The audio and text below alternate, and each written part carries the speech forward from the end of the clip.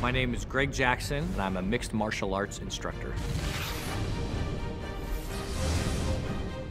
We train amateurs, professionals, and lots of different organizations, but yeah, there's boy, I don't know how many we've got, 20, 25 maybe in the UFC, something like that. It's a crazy number. Definitely the biggest camp in the UFC, for sure.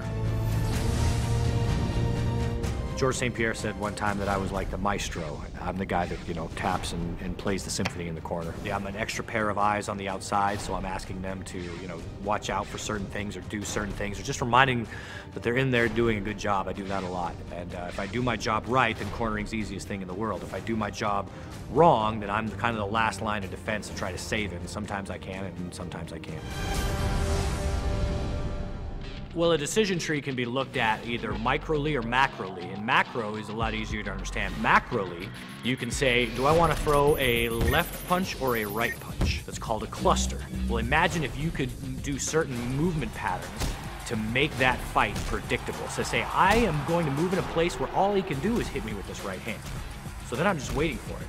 And as soon as that right hand comes, oh, there it is. I knew it was coming, and then you're ready for it. It gives you that predictability, that gives you that confidence, and that lets you keep the initiative and lets you win the fight. That's a very important concept. So if you start thinking like that, you're not just thinking, okay, I'm going to come out and I'm going to throw 2 jabs and a right hand, and then I'm going to see what happens.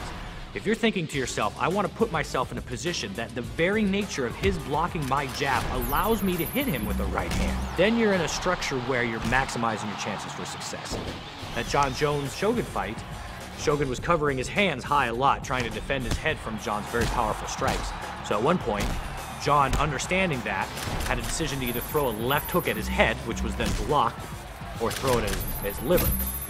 So he stepped in and was able to really do some serious damage to the liver because he had done so many shots to the head. That set up predictability in a system, and that's a lot of what clustering is it makes fighting predictable. Having that in mind, all you're doing is clustering over and over and over. You're just putting yourself in these positions where no matter what they do, they're going to get nailed. The process is the only thing that I own. I don't own that victory. Like, the victory is theirs, but the process is mine and the fighters together. Like, we share that. Every day we share that. So when we win, I'm happy for about a minute and a half, and then I just want to do it again. UFC Undisputed 3, your move.